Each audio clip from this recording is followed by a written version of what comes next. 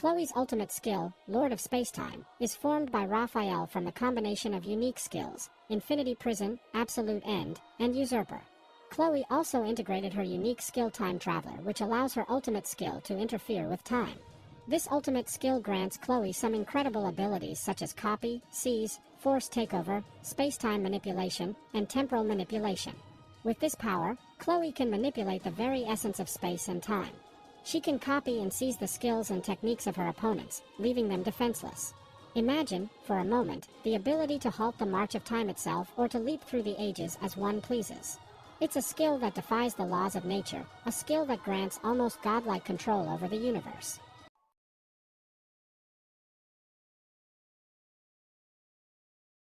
Chloe is actually stuck in a time loop. In episode 8, Chloe is sealed inside the Holy Casket. Actually, this is Chloe's body, with the soul of Chronoa and the soul of future Hinata. When Hinata's soul entered Chloe's body for the first time, it activates Chloe's time traveler skill, and they traveled back 2,000 years into the past. Here, she reveals to Hinata that this isn't the first time that she has traveled back to the past.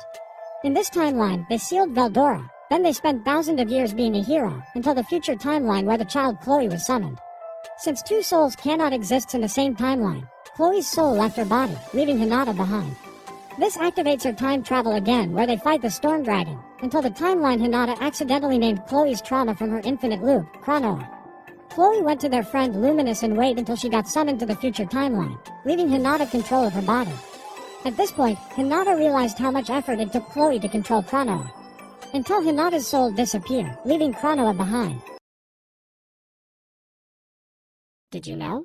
In an alternate timeline, Rimuru Tempest was killed while fighting the Eastern Empire. This event triggered a chain reaction. As a result, three powerful beings, Melim, Veldora, and Chronoa, go on a rampage. Chronoa's rampage occurs because Hinata, the one controlling her, was killed. Since nobody was there to control Chronoa, her body rampaged as well. The reason this played out differently was that in that timeline, Rimuru never became a demon lord, leading to less aggressive power scaling. Consequently, Hinata never fought him initially, and Rimuru didn't need to become a demon lord to revive Xian. The resulting war between the East and West involved fierce battles among the demon lords.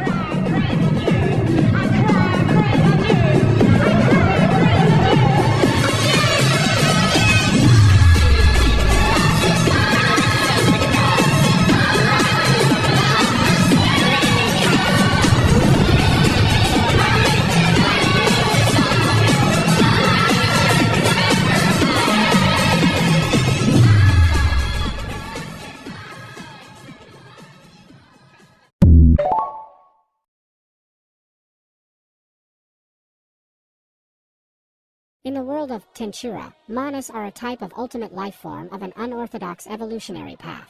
They are also known as the Divine Wisdom Core. Manas are born when an ego with a strong enough personality undergoes the process of evolution and reaches the pinnacle.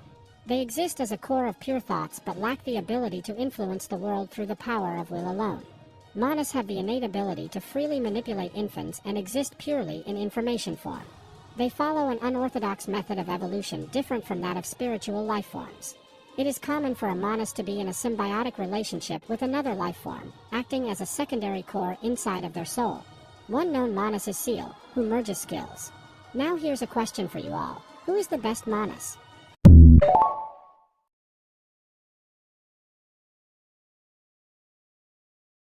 Now that Ciel has been turned into a manas, does Ruru still have a computer in his head? The answer to that is yes. Even though Ciel has its own physical body and does things separately from Ruru, they are still connected both physically and mentally. Ruru and Ciel have two different physical bodies, but they share the same core. Also meaning that no matter how many times Ruru dies, if Ciel isn't killed like him, they can both reincarnate because their core wouldn't be entirely destroyed. They can also communicate telepathically, so even though Ciel is not entirely inside Ruru's head, they still communicate in the same manner, and Ciel still helps Ruru with every decision he needs to make.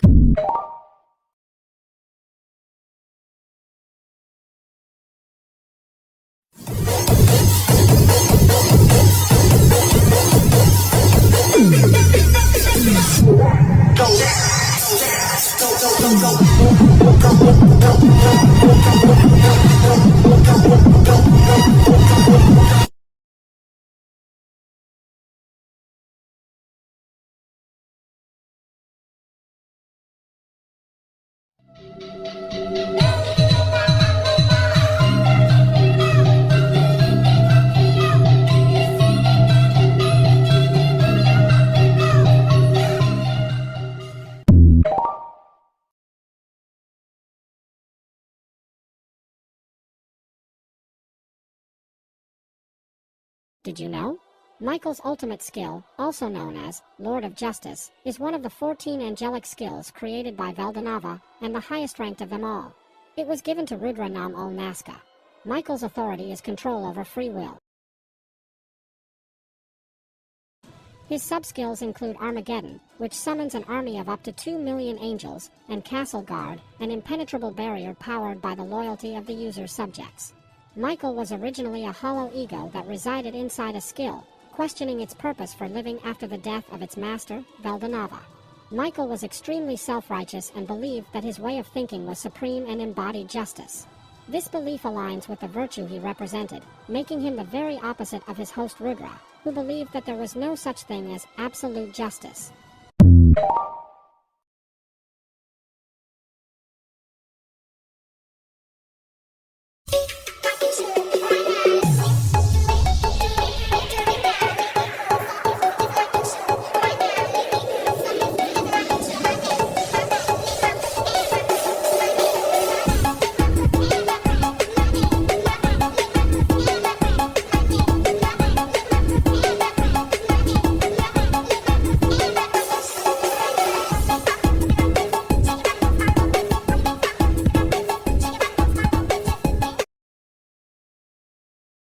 His town could hasten the onset of the Great Tenma War.